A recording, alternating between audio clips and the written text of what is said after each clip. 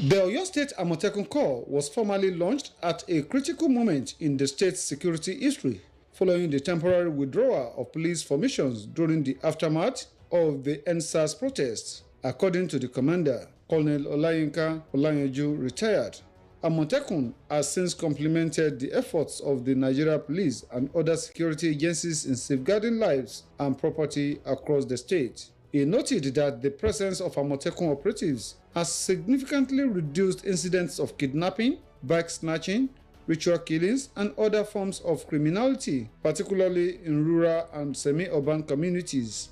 Colonel Olayanju attributed much of the Corps' effectiveness to the strong logistical support provided by the Oyo State government, stressing that security remains a top priority of Governor Seyi Makinde's administration. The commander also revealed that recruitment into the Corps has increased from an initial 1,500 operatives to 2,500, with plans to raise the number to 3,000 soonest.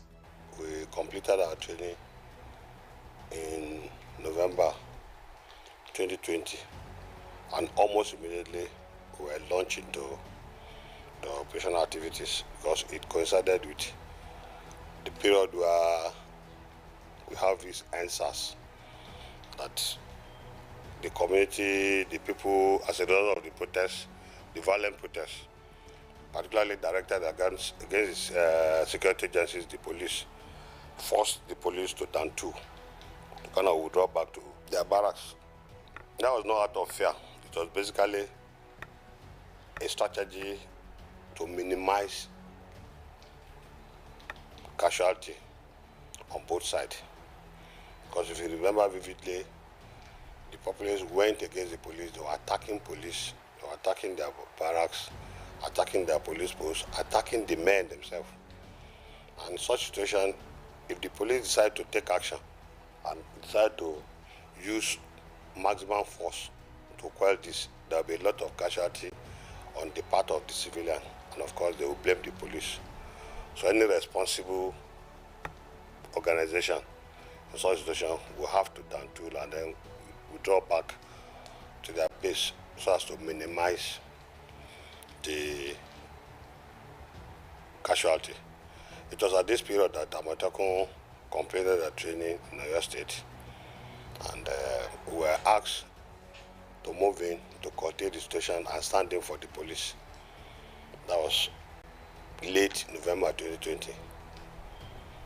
And since then, we've been working side by side with police. Of course, at the beginning, there was a lot of challenges, but with time and with God being on our side, as well as the untiring support of His Excellency, Engineer Seyi Makinde, we were able to mediate. Was able to mediate and were able to occupy the operational space that was vacated by the police. Since then, we've been up and doing all the necessary things. And even when the normalcy was restored and the police came back to occupy the natural space as a leader in internal security, we are working side by side with them, helping them to sustain the relative peace that we're enjoying in Oyo State since 2021 to date.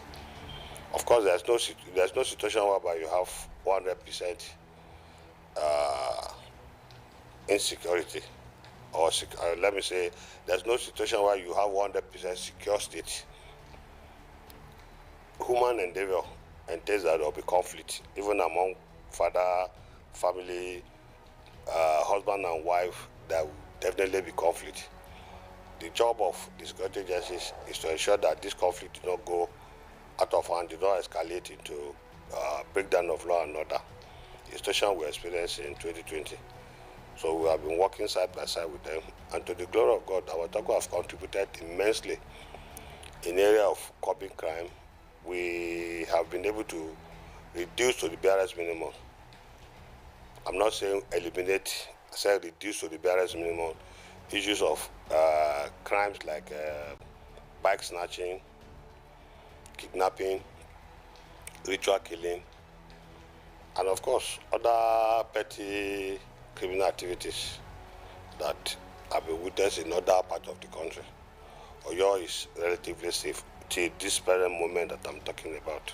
Speaking on welfare, Colonel Olayanju disclosed that Amotekun operatives receive a minimum monthly salary of 115,000 naira alongside other welfare packages, including comprehensive life insurance cover and regular provision of uniforms. One of the things that security personnel will require to do their job is the provision of logistics. No matter how, even if you have 1 million men and you don't have the logistics to back them up, they won't be able to do anything. I'll give you an example. Amotekun, at the beginning, he wanted us to recruit 5,000. And I said, sir, for the purposes of command and control, for us to be able to control these people, let's minimize our target to a manageable size. That's why we recruited. We started with 1,005. And when we were making progress, we gradually increased the strength to what we have now today, 2,005. We're going to increase the strength again to 3,000. And, you know, the 3,000 men, you have to pay their salary. Just take it that, okay, the minimum that's been paid to an operative of Amotekun, let's use 115 as a benchmark, multiply by 2005, see what it will give you in a month. Now multiply that figure with another 12 and see what it will give you. Then when you now add the practice of Engineer Shemakinde of paying 13th month, you can see that we are talking of billions of naira in just the salary alone, personnel cost. To adequately equipped 2,500 men, the boot, the shirt, the inner shirt, the socks, worsted socks, the belt, the beret that they're going to give them lanyard. If you put everything together, it's usually, when we started, it was around 52 million to produce 1,500 uniform. This uniform is being given yearly. Now, it's going to about 80 million to 82 million. To, as at the last count, that of last year, if they're going to produce this year, I wouldn't know how much it will cost. It might be above, but it can't be less than that 80 million. That's another area where the governor has already been doing. It's not like that in other states. I can tell you for a fact because we stay side by side. I know some states that the Amotekun have not have more than 2 pairs of uniform within the last 5-6 years. We in Oyo, there's no year they have less than a pair. No, I'm not talking about what I've been given last year. Every year, at least they'll be giving another pair to make sure that they can come out neat. That's another area. You know, we pay for group life insurance because these are people that are exposed to a lot of hazard. At the beginning, we see a lot of them who are having serious injury, head injury and others. We have to take some of them as far as to Lagos for MR scan. It's not available in Ibadan as at then, 2021. So we pay a lot, cost of transportation, fueling the car, getting 1 or 2 people to support somebody that is sick and go there and then come back. So when we complain, and I said, okay, look for how we can, how do we transfer this burden? I said, if we can have group life insurance, I said, go and work towards it. And we were able to get group life insurance, and this is some of the things we do with our operational grant, monthly operational grant. There are some of our boys that are on 24 hours duty. If you are there in the morning, you will be there till the next morning. We don't expect you to feed with your salary because maybe you have planned that, okay, my wife will buy food that will last us for this number of years. You have to make savings for his children and other things. So you might not have money on him. So we pay them. It could be as little as 1,000 naira, ration cash allowance, RCA, so that they could use, while on that duty, they could use to augment themselves before, so that they can. We are doing this to ensure that they can concentrate on the job that we want them to do. And then, of course, if you don't want them to accept gratification, you don't want them to be involved in criminal activities or corrupt practices, you have to provide some measure of, it might not be enough, but at least give them something that if they go out of line, you can hold them responsible and let them be accountable for their actions. These are some of the things. Engineer Shemakinde have done a lot in that respect. In terms of provision of logistics, Oyo State is number one among all the states of Amotekun. We pay the highest The least paid operative in Oyo State is 116,000, while the highest paid collect 123. We're still looking at the possibility of, okay, enhance it. But for now, that's what, there's no another state that pays above 80,000 for the operatives. Quote me, and you can go and fact check. The number of vehicles that we have, if we put it together, is more than the vehicles of all other 4 states. Lagos State, of course, is not operating Amateku now, but all other 4 states, you can check. We give them uniform every year. Only Oyo State and Ondo State has group life insurance for their operatives. No any other state. Eulogizing the government's commitment to logistics provision, Colonel Olayanju stated that Oyo Amatekun Corps currently operates with 175 operational vehicles, many of which spend between 15 and 17 hours daily on patrol across the state. To sustain these operations, he highlighted that about 18,000 liters of fuel are supplied, while 120 gallons are used monthly for vehicle servicing. Our fleet, as of today, since 1.5 years ago, our fleet, that's the number of vehicles that we have, the lift capacity, because without you enhancing your lift capacity, without having adequate number of vehicles, you cannot move from point A to B. So that alone is 175 vehicles of about 4 different brands. 175. These are vehicles that will be on the road for a minimum of 15 to 17 hours every day. What does that require? You require to fuel it. And I'll tell you, across the entire state, 33 local government, our fuel consumption is averaging between 18,000 to 20,000 liters every month. Sometimes that 20,000 does not even sustain us for the whole 4 weeks. But averagely, we can do 3 weeks and some days. So that is one. You need to service those vehicles on a monthly basis. The least you can do is to take off the engine oil, take the oil filter out of it and replace it with a new one. Check the cost of an average engine oil. The least that you can get a gallon of 5 liter of total cost 5,000 is about 23 to 24,000. Each of those vehicles will consume 1 gallon. That's 5 liter. Some you have to top it to go to about 6 liters. So multiply that amount of money by the number of gallons that we're going to, averagely 180 liters. 180 gallons. So multiply 23,500 with that to give you another figure. You have to include oil filter, between 2,500 to 3,000. Put that together. Averagely, you need to service those vehicles with about 27,000, 28,000. Multiply by 175. Look at the figure here to give you. That's one area. Those vehicles, as a result of human fatigue, error, mechanical, they will get involved in either accident, maybe a drunken driver along the road where those vehicles are stationed, they go and hit it. Even trailers. We've lost men in such situation. Some of them, as a result of fatigue, they will have accident. Some, in the course of pursuing a culprit, they will be involved in accident. You need to fix those vehicles. If not, if you allow those vehicles to just be grounded, you find out that 175, in no less than 6-7 months, the 175 will turn out to just about 70 vehicles.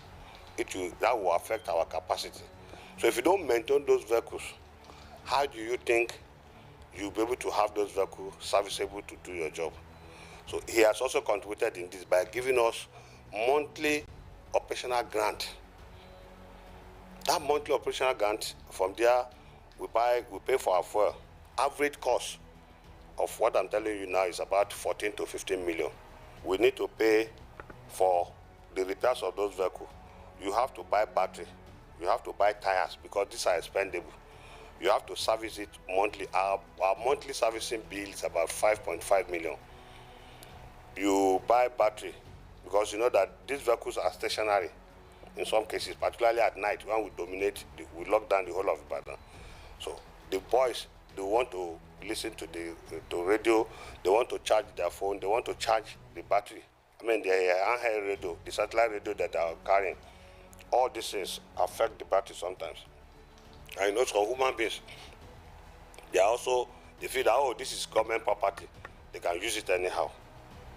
So that behoves on us to make sure that we manage them accordingly to ensure that they don't damage most of these things. So those logistics are very important. Now look at uniform. Colonel Olayanju further said that the improved security situation in Oyo State has positively impacted the state's economy, particularly the hospitality sector, as visitors from neighboring states now freely visit Ibadan and other parts of Oyo State for leisure and business. He added that farming activities across the state have remained productive largely because farmers now operate with a greater sense of security. How do you curtail issues when it comes to issues pertaining to security? I know you have to realize one thing. Without a secure and safe environment, investment, economic growth cannot happen.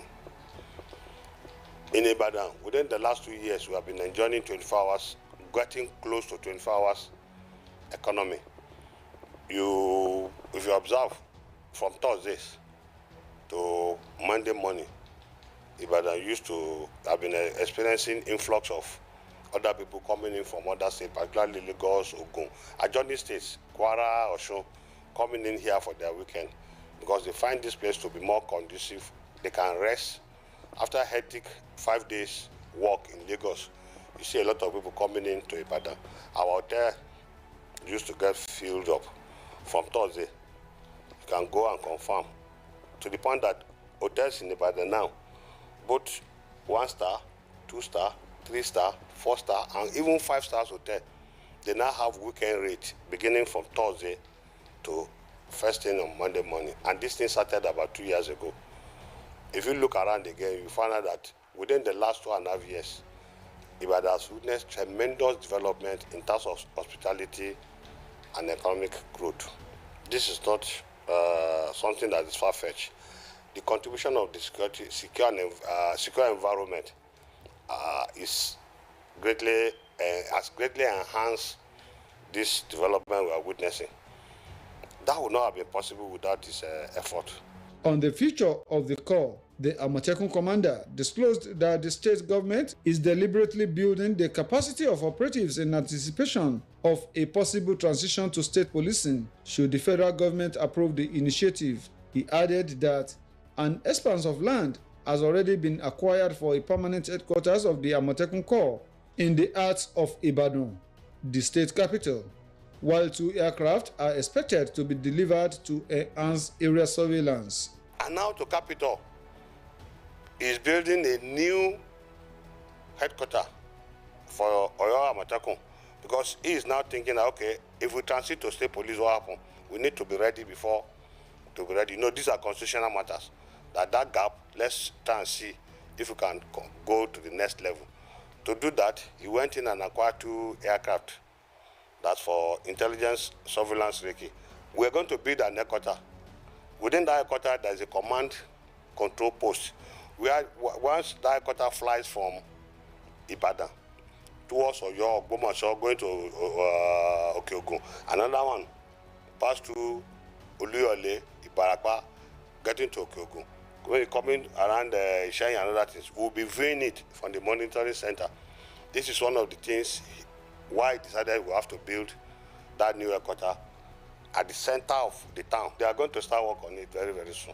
However, Colonel Olayanju identified illegal mining as one of the major security challenges confronting the corps, explaining that mining remains under the exclusive control of the federal government. He noted that Amotekun operatives are limited by law to carrying pump-action rifles and cannot effectively confront criminals armed with sophisticated weapons.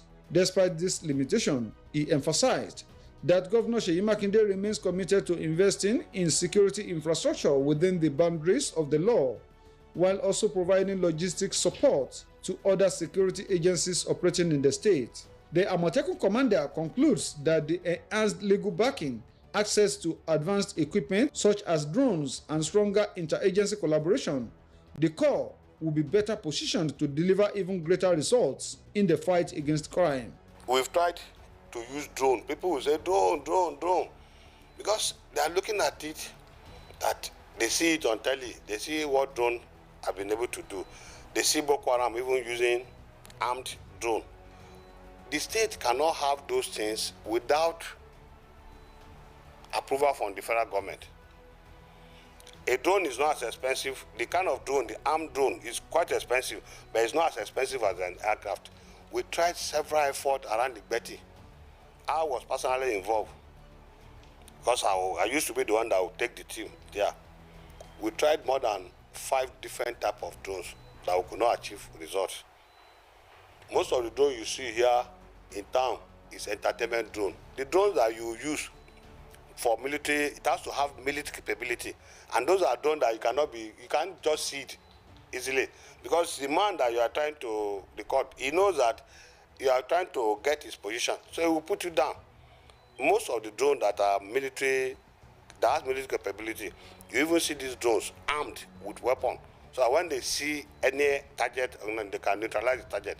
They can fire the target without necessarily having anybody on board. It's been programmed to do that. So those kind of drone, nobody will allow just anybody to have it. It has to be only limited to maybe the armed forces and other things. But with time, when we become state police, it will be easier for us to get that, because we will now be allowed to carry some sophisticated weapon. So these are some of the challenges that Engineer Seyi Makinde will have been able to do more if, assuming in 2021 the state police and we are allowed to carry sophisticated weapons. But a lot of people will sit down, they don't know the implication. Why not carry drone? Why not do this? It's more than that. Because nobody will allow you to have a drone that is weaponized. A drone that is weaponized you can fly a drone that is weaponized to a place and program it in such a way, once you see an hostile target, he release the arms he's carrying and then neutralize the target. But nobody will allow you to do that except with federal government permission. Hence, user certificate have to come from so many other agencies like the Office of National Security Advisor and others. Engineer Seyi Makinde have done a lot. All the security agencies in that, these are federal agencies. Who is empowering them? Giving them vehicles. Look at police in Oyo State. Police in Oyo State has over 130 vehicles that have been given to them. I'm not talking of the 615. I'm not talking of that one. I'm talking of the operational truck, the pickup that you see, those white pickup across the entire state. It's building barracks, prison. They're having their own. Look at what is happening around Agodi.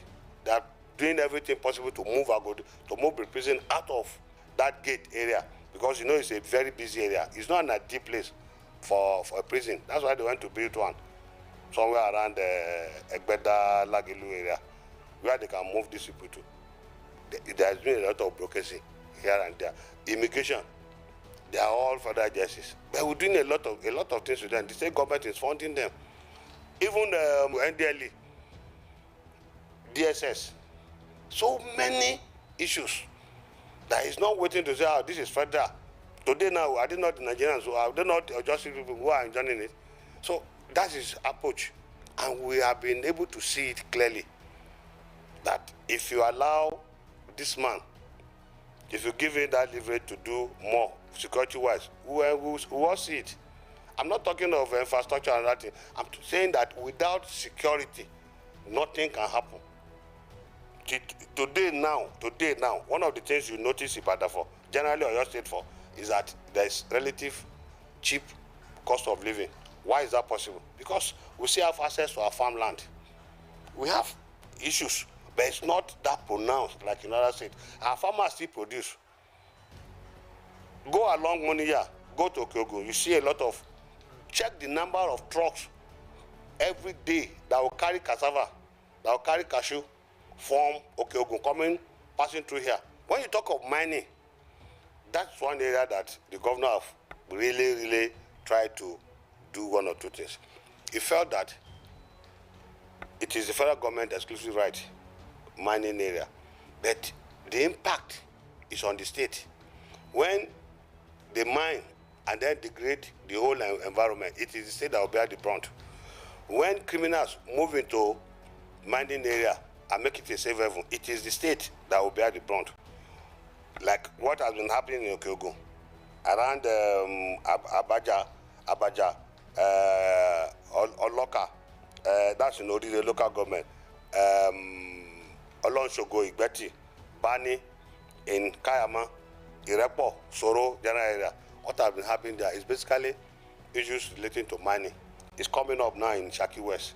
It's coming in on Atisbo, around Maslasi, where we share border with Benin Republic. People are mining there. And when you go in to go and stop them, they'll tell you it is federal government that gave us license. So you don't have control over it. Some of them will even be coming there with federal government agencies, security agencies, police, MOPO, soldiers. So what can Amatekun do in such a situation? There's very limited thing that we can do. The only thing is that we can go collect information and pass to the state so that the state can use to discuss with the federal government or sometimes even call the relevant agencies. With sustained government support and community cooperation, the Oyo State Amotekun Corps continues to evolve as a critical pillar in the state's security framework. Adebayo Abdurrafi for Security Lens.